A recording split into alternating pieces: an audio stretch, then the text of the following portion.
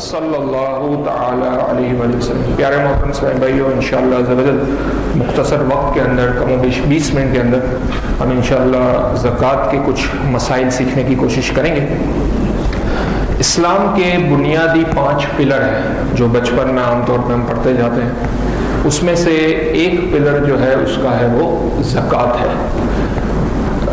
زکوٰۃ کا قرآن پاک میں نماز کے ساتھ 32 جگہوں پر ذکر آیا ہے۔ اس سے زکوٰۃ کی اہمیت کا ہم اندازہ لگا سکتے ہیں کہ 32 دفعہ نماز کے ساتھ زکوٰۃ کا ذکر آیا ہے۔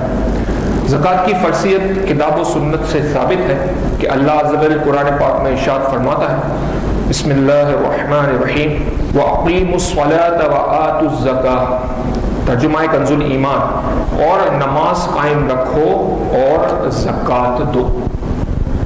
زکوٰۃ 2 سنہ ہجری میں روزوں سے قبل فرض ہوئی، اور زکوٰۃ کا مطلق انکار کرنے والا کافر ہے، یعنی جو زکوٰۃ کی فرضیت کا مطلق انکار کرے گا وہ کافر ہو جائے گا۔ زکوٰۃ دینے والا شر سے محفوظ ہو جاتا ہے، جیسا کہ اللہ عز و جل کے محبوب دانائے غیوب منزہ عن العیوب کا فرمان عظمت نشان ہے، جس نے اپنے مال کی زکوٰۃ ادا کی، بے شک اللہ تعالیٰ نے اس سے شر کو دور کر دیا۔ شیخ طریقت امیر اہل سنت حضرت علامہ مولانا ابو بلال محمد الیاس عطار قادری دامت برکاتہم عالیہ اپنی مشہور زمانہ تعریف فیضان سنت جلد اول کے صفحہ 405 پر لکھتے ہیں، میٹھے میٹھے اسلامی بھائیو، یاد رکھیے زکوٰۃ ادا کرنے کے جہاں بے شمار ثوابات ہیں، نہ دینے والے کے لیے وہاں خوفناک عذابات بھی ہیں۔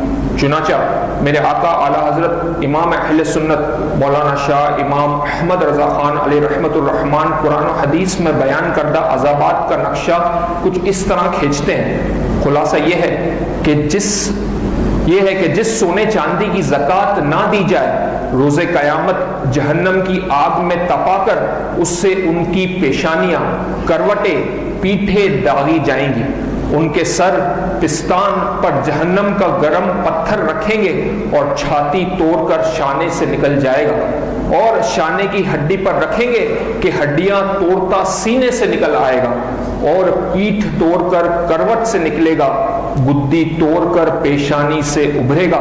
جس مال کی زکوٰۃ نہ دی جائے گی، روز قیامت پرانا خبیث خوخار اژدہا بن کر اس کے پیچھے دوڑے گا، یہ ہاتھ سے روکے گا تو وہ ہاتھ چبا لے گا، پھر گلے میں توق بن کر پڑے گا کہ اس کا منہ اپنے منہ میں لے کر چبائے گا کہ میں ہوں تیرا مال، میں ہوں تیرا خزانہ، پھر اس کا سارا بدن چبا ڈالے گا۔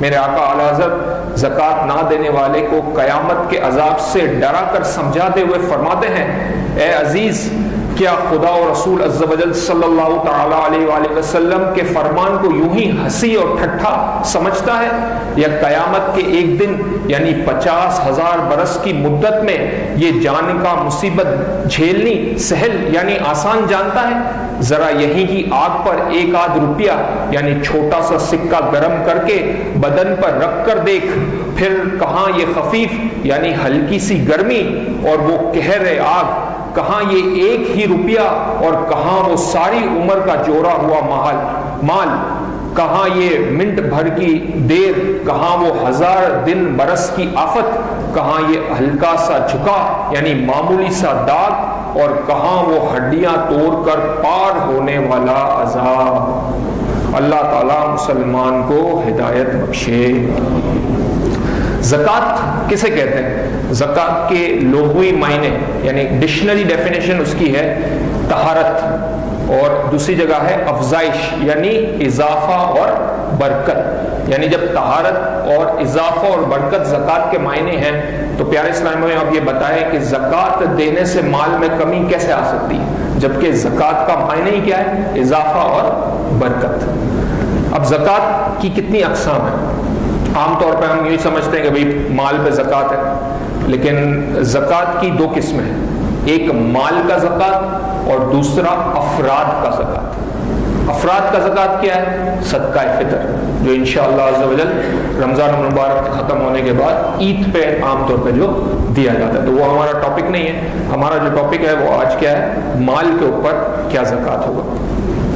تو اب زکوٰۃ کی بارے میں کچھ شرعی معلومات حاصل کرنے نہایت توجہ رکھیے گا، کیونکہ یہ چیزیں ایسی ہیں کہ جو تھوڑا توجہ سے سنیں گے تو ہی یاد رہے گی. اور اصولاً کرنا تو اس کو اس طرح چاہیے تھا کہ بورڈ یا ملٹی میڈیا کے ذریعے اس کو سمجھایا جاتا ہے، لیکن وقت کیونکہ کم ہے اور اس میں پھر ایک ایک مسائل کو سمجھنے میں کافی وقت لگ جاتا ہے، تو میں اس کو پڑھتا جاؤں گا اور اس کو تھوڑا دہراتے جائیں گے جتنا انشاءاللہ وقت میں ہو سکے. زکوٰۃ 3 قسم کے مال پر ہے. کتنے قسم کے مال پر؟ 3 قسم کے مال پر. سب سے پہلے سونا اور چاندی. سونا چاندی کے اندر کرنسی، بانڈ وغیرہ، یہ ساری چیزیں اس کے اندر شامل ہو جاتی ہیں. نمبر 2 ہے مال تجارت، یعنی جس کو ہم مرچنڈائز کہتے ہیں اکاؤنٹنگ کی زبان میں. مرچنڈائز یعنی وہ مال جس کو فروخت کرنے کے لیے خریدا جائے، مال تجارت. نمبر 3 سائمہ، یعنی چرائی کے جانور، جو چرائی کے جانور. کیونکہ چرائی کے جانور عام طور پہ یہاں پہ ایسے لوگ ہیں کہ جن کے پاس ہوتے نہیں ہیں. تو جو ہمارا مین آج کا ٹاپک ہے وہ سونے چاندی اور مال تجارت کے بارے میں، کہ اس کے اوپر کس طرح زکوٰۃ ہوگی. زکوٰۃ کس پر فرض ہے؟ اس کی 6 یہاں پہ شرائط لکھی گئی ہیں. ان 6 شرائط سے پہلے اس شخص کا عاقل ہونا، یعنی عقل مند ہونا. مجنون اور پاگل کے اوپر زکوٰۃ نہیں ہے.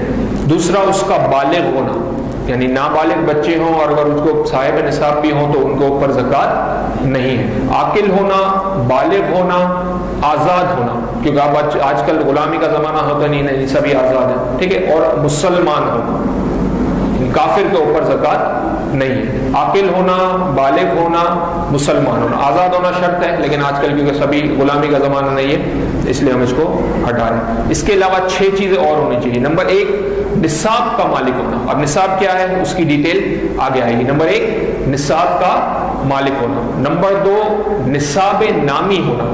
نامی کہتے ہیں بڑھنے والی چیز کو، یعنی جو چیز بڑھتی ہے. کس طرح بڑھتی ہے اس کی ڈیٹیل بھی آگے.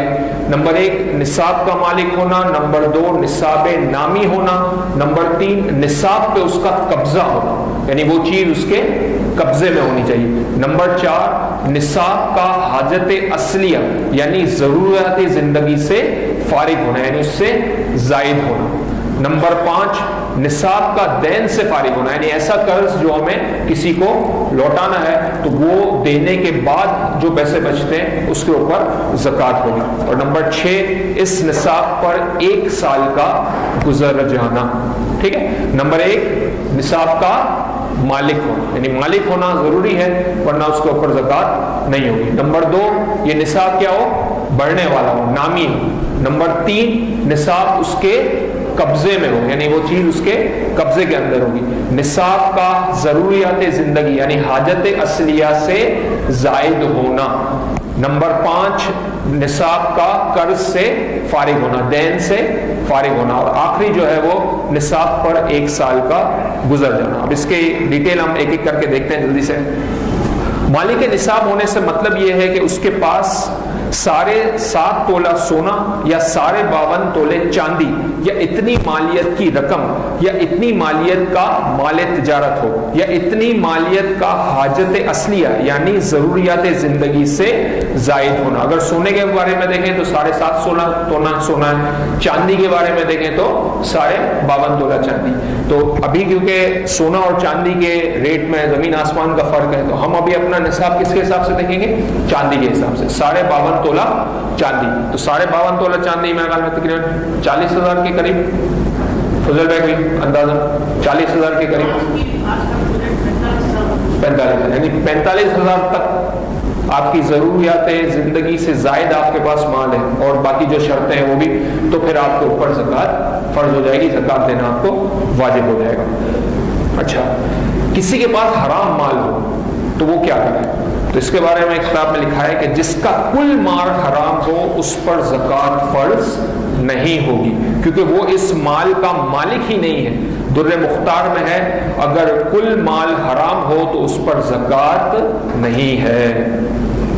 اعلیٰ حضرت امام اہل سنت امام احمد رضا خان علیہ رحمۃ الرحمان فرماتے ہیں 40واں حصہ دینے سے وہ مال کیا پاک ہو سکتا ہے کہ جس کے 39 حصے بھی ناپاک ہوں. یعنی جو زکوٰۃ ہے وہ 40واں حصہ ہے 2.5%. تو اعلیٰ حضرت فرماتے ہیں کہ مال پاک تو جب ہوگا نا کہ جب آپ کے 39 حصے صحیح ہو گئے. جب 40 کے 40 حصے خراب ہیں تو یہ کس طرح آپ کا مال پاک ہوگا. مزید حاجت اصلیہ کس کو کہتے ہیں؟ اچھا، مال نامی کا کیا مطلب ہے؟ اس کو سماعت فرما لیں. مال نامی کے معنی ہے بڑھنے والا مال، خواہ حقیقت بڑھے یا حکمن. اس میں مال نامی کی ڈیفینیشن یہ لکھی ہوئی ہے کہ مال نامی کے معنی ہے بڑھنے والا مال، خواہ حقیقت بڑھے یا حکمن. اس کی 3 صورتیں. نمبر 1، یہ بڑھنا تجارت سے ہو، یعنی مال تجارت ہو تو اس سے بڑھنا ہو.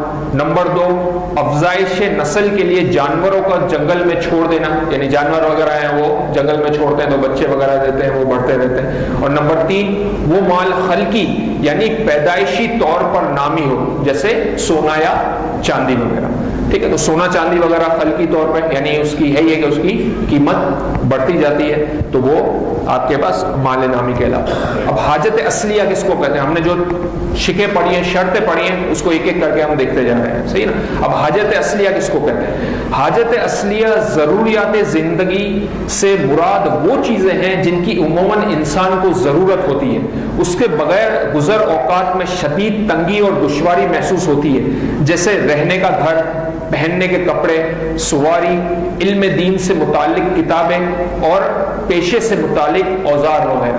یعنی اگر کسی کے 2 گھر ہیں لیکن اس کو اس کی ضرورت ہے تو اس کے اوپر زکوٰۃ نہیں ہوگی. اس کے بعد چاہے 3 گاڑیاں کیوں نہیں اور وہ اس کی ضرورت کی ہیں تو اس کے اوپر زکوٰۃ نہیں ہوگی. تو حاجت اصلیہ کے علاوہ جو مال ہے اس کے اوپر زکوٰۃ ہوتی ہے، حاجت اصلیہ کے اوپر زکوٰۃ نہیں ہوتی. اچھا، اس میں ایک شرط تھی کہ سال کا مکمل ہونا. تو سال کا مکمل ہونا کس طرح ہے کہ جس تاریخ اور وقت پر آدمی صاحب نصاب ہوا، جب تک نصاب رہے وہی تاریخ اور وقت جب آئے گا اسی منٹ سال مکمل ہو جائے گا. مثال کے طور پہ آج میرے پاس 15 شعبان المعظم کو اس وقت تقریباً 6:40 پر میرے پاس میری حاجت اصلیہ سے زائد مال آ گیا. تو اگلے سال جب 15 شعبان آئے گی تو یہ میرا سال کیا ہوگا؟ مکمل ہوگا. لیکن اس میں یہ احتیاط رکھنی ہے کہ جب سال مکمل ہوتا ہے تو عام طور پر ہم کیا کرتے ہیں کہ جس کا جو بھی سال ہے، ہر ایک کا الگ الگ سال ہوگا. اس میں اگر کوئی سال اپنا بھول گیا ہے تو وہ کیا کرے؟ ظن غالب کرے. وہ سوچے کہ میرے پاس میری حاجت اصلیہ سے زائد مال جو نصاب کا ہے وہ میرے پاس کب آیا ہے، ظن غالب کرے، سوچے، اور پھر جہاں آپ کا ذہن بیٹھتا ہے وہ آپ کا سال ہوگا. اس سے اگلے سال آپ کا پورا یہ سال مکمل ہوگا. اب ہم کرتے کیا ہیں کہ جب سال مکمل ہو جاتا ہے نا، مثال کے طور پر رمضان میں زکوٰۃ نکالتے ہیں بہت سارے لوگ. اب رمضان میں ٹرینڈ ہے، حالانکہ رمضان میں نکالنا ضروری نہیں ہے. کب نکالنا ہے؟ جب آپ کا سال پورا ہو. وہ جب بھی آپ کا سال پورا ہو، وہ ہر ایک کا سال الگ الگ ہوگا.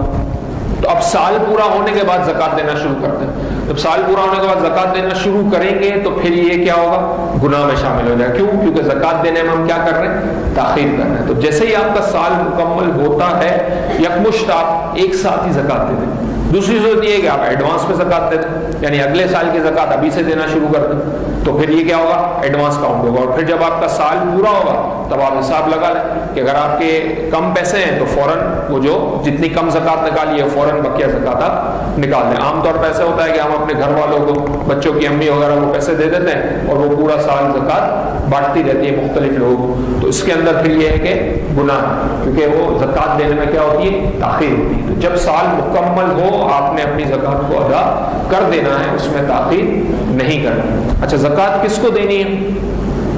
اس کی شرائط ہے، وہ آگے بیان کرتا ہوں. لیکن عام طور پر ہمارا یہ ایک طریقہ ہے کہ جس کو زکوٰۃ دیتے ہیں نا تو اس کی یہاں سمجھے کہ اس کی پوری تہ تک اتر جاتے ہیں، یعنی اس کی عزت نفس بھی مجروح کر دیتے ہیں، یعنی اس سے اتنے سوالات کرتے ہیں. صحیح. تو زکوٰۃ دینے کا طریقہ یہ ہے کہ آپ غالب گمان کریں کہ بھئی یہ زکوٰۃ کا مستحق ہے. زکوٰۃ کے مستحق کون ہے اس کی ڈیٹیل آگے ہے. فقیر ہے، مسکین ہے، جو اسلامی ادارے ان کو دینی چاہیے، کس طریقے سے دینی چاہیے. لیکن یہ ہے کہ مطلب یہاں بولنے کا مقصد یہ ہے کہ آپ اس کی ٹو میں نہ پڑ جائیں، کہ اس کی یعنی اس کو آپ یہ زکوٰۃ ہے یہ بول کے دینا بھی ضروری نہیں.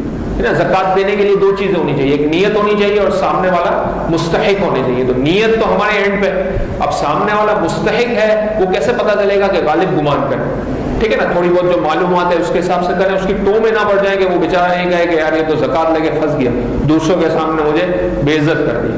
ٹھیک ہے، تو غالب گمان آپ کا ہے اور بعد میں آپ کو یہ پتہ بھی چلتا ہے کہ یار یہ زکات کا مستحق نہیں تھا، پھر بھی آپ کی زکات ادا ہو جائے گی. صحیح ہے، تو غالب گمان کرنا ہے، اس کے بیچارے کے پیچھے نہیں پڑ جانا. اچھا، سال کا حساب کس طرح لگانا ہے؟ سال کا جو حساب ہے وہ جنوری فیبری کے حساب سے لگائیں گے. جنوری میں فرض ہوئی تو اگلی جنوری ایسے کریں گے. کس حساب سے کریں گے؟ ہاں، قمری حساب سے، یعنی چاند اسلامک مہینوں کے حساب سے کریں گے. صحیح ہے، محرم، صفر، ربیع الاول، انگلش کے حساب سے نہیں کریں گے، قمری سال کے حساب سے کریں گے. اچھا، دوران جو زکات کا جو سال ہے، مثال کے طور پر آج آپ صاحب نصاب ہوئے اور بیچ میں آپ کی کسی وجہ سے آپ کے پاس پیسے کم ہو گئے، یعنی نصاب سے کم ہو گئے.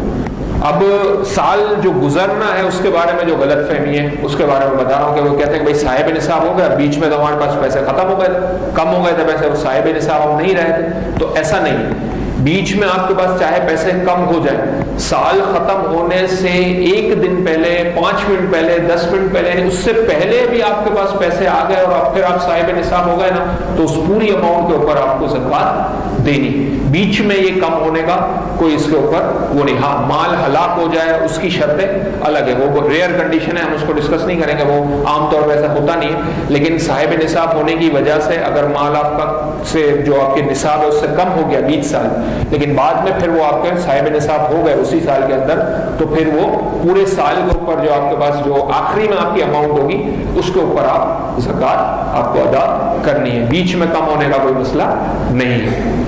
اچھا، اسی طرح آپ کے پاس ایک صرف کسی کے پاس سونا ہے اور صرف چاندی ہے، یہ والی کنڈیشن ہے، اس میں بھی ڈفرینٹ اس کی مختلف شکیں بنتی ہیں، لیکن یہ بھی بہت کم کنڈیشن دیکھنے کے لیے ملتی ہے. یعنی مال آپ کے پاس کچھ نہ کچھ ساتھ میں ہوتا ہے، سونا، چاندی، مال، یہ سب ملا کے آپ کا جو نصاب ہے اس سے زیادہ پہنچ رہا ہوتا ہے، یعنی تقریباً 45,000 روپے. صحیح. اچھا، جو بزنس وغیرہ کرتے ہیں، جن کا مال تجارت ہے، وہ اپنے مال کا حساب کس طرح لگائیں؟ وہ اس طرح لگائیں گے کہ اب دیکھیں ان کی دکان کے اوپر زکوٰۃ نہیں ہے، یعنی جس دکان میں وہ کام کر رہے ہیں اس کے اوپر زکوٰۃ نہیں ہے، لیکن جو اس کا مال تجارت جو اس کی گوڈاؤن میں پڑا ہے یا جو اس کی دکان میں پڑا ہے اس کی مارکیٹ ویلیو وہ نکل رہا ہے. صحیح ہے، عرف میں اس کی کیا مارکیٹ ویلیو ہے اس کو نکل رہا ہے اور اس کے اوپر وہ زکوٰۃ ادا کرے گا. اسی طرح کسی کے پاس گھر ہے، ایک سے زائد گھر ہے اور اس نے وہ گھر کرایہ پہ دیا، تو اس گھر کے اوپر زکوٰۃ نہیں ہوگی بلکہ کس پہ زکوٰۃ ہوگی؟ کرایہ پہ. کرایہ پہ بھی زکوٰۃ کس طرح ہوگی؟ وہ نصاب کے ساتھ ملائے گا اور اگر وہ حاجت اصلیہ سے زائد ہو جائے گا تو اس کے اوپر وہ زکوٰۃ دے گا. اسی طرح آپ کے پاس زیورات ہیں، اب جیسے گھر کی بچوں کی امی وغیرہ کے زیورات ہیں، تو اب ان زیورات کے اوپر زکوٰۃ کون دے گا؟ تو وہ ڈیپینڈ کرتا ہے کہ وہ اگر آپ نے ان کو پہننے کے لیے دیے ہیں تو مالک آپ ہی ہیں، تو پھر وہ زکوٰۃ آپ کے اوپر فرض ہوگی. لیکن اگر وہ ان کی ملک کر دیے ہیں تو پھر اس کی زکوٰۃ کون دے گا؟ وہ گھر والے دیں گے، بچوں کی امی دے گی یا بہن وغیرہ جو دیگر جو گھر کی خواتین ہیں وہ.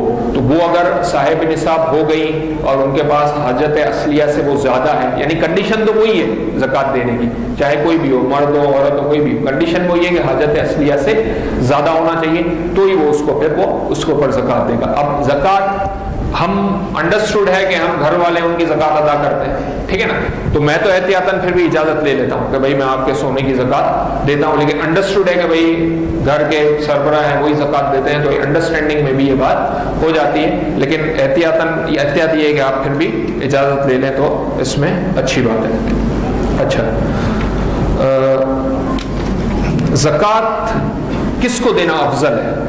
لیکن دعوت اسلامی کی یہی خوبی ہے کہ دعوت اسلامی یہ نہیں کہتی کہ آپ زکوٰۃ نکالیں تو پوری ہمیں ہی زکوٰۃ دے دیں، ٹھیک ہے نا. زکوٰۃ کس کو دینا افضل ہے، وہ کس طرح ہے؟ اگر بہن بھائی غریب ہوں تو پہلے ان کا حق ہے، یعنی ہمارے رشتے دار میں بہن بھائی ہیں تو سب سے پہلے ان کا حق ہے، پھر ان کی اولاد کا، پھر چچا اور پھوپھیوں کا، پھر اس کی اولاد کا، پھر ماموں اور خالوں کا، پھر ان کی اولاد کا، پھر ذوی الارحام یعنی وہ رشتہ دار جو ماں، بہن، بیوی، لڑکیوں کی طرف سے منسوب ہو، پھر پڑوسیوں کا، پھر اہل پیشہ کا، پھر اہل شہر کا. یہ اس کی سیکوینس ہے. یعنی آسان ورڈ میں سمجھیں، سب سے پہلے کس کا حق ہے؟ رشتہ دار. یعنی جس بھی قسم کے رشتہ دار ہیں، خالہ، پھوپھی وغیرہ، یہ وہ ان کا حق ہے.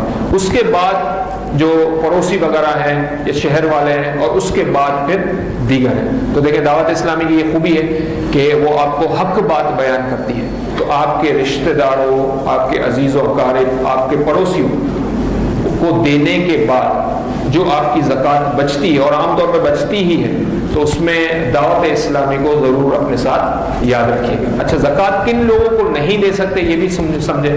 شوہر بیوی کو زکوٰۃ نہیں دے سکتی، اور بیوی شوہر کو زکوٰۃ نہیں دے سکتی. اس طرح اصول اور فروع کو زکوٰۃ نہیں دی جا سکتی. اصول اور فروع کیا ہے؟ اصول کا مطلب میرے والد، میرے دادا، ان کے دادا، ان کے دادا، اس طرح یعنی اوپر کی طرف. اور فروع کا مطلب آگے کی طرف، یعنی بیٹا یا بیٹی، اس کو پوتا، نواسا، نواسی، اس طرح. ان کو زکوٰۃ نہیں دی جا سکتی. بھائی بہن وغیرہ کو زکوٰۃ دی جا سکتی ہے. اب زکوٰۃ کے کافی سے زیادہ مسائل ابھی رہ گئے ہیں، تو لیکن کیونکہ وقت اب کم ہے تو انشاءاللہ ہم مناجات وغیرہ کی طرف بڑھتے ہیں. جن کو کوئی سوالات ہوں وہ انشاءاللہ لکھ کے دے دیجیے گا، تو کوشش کریں گے کہ اس کو جواب دیں گے. زیادہ بہتر یہ ہے کہ آپ اپنے سوالات خود دارالافتاء سے پوچھیں، کیونکہ لکھ کے دیں گے نا تو بعض اوقات اس سوالات پہ مزید سوالات پوچھے جاتے ہیں کہ بھئی یہ اس کی ڈیٹیل بتائیں، اس کی ڈیٹیل بتائیں، اس کی ڈیٹیل بتائیں، تو پھر یہ زیادہ مسائل ہوتے ہیں. اچھا فضیل بھائی، گھٹنا اور بڑھنا، اس میں بڑھنا لگتا ہے. ٹھیک، جزاک اللہ. عز و جل دعا ہے جو کچھ سنا اس کو یاد رکھا.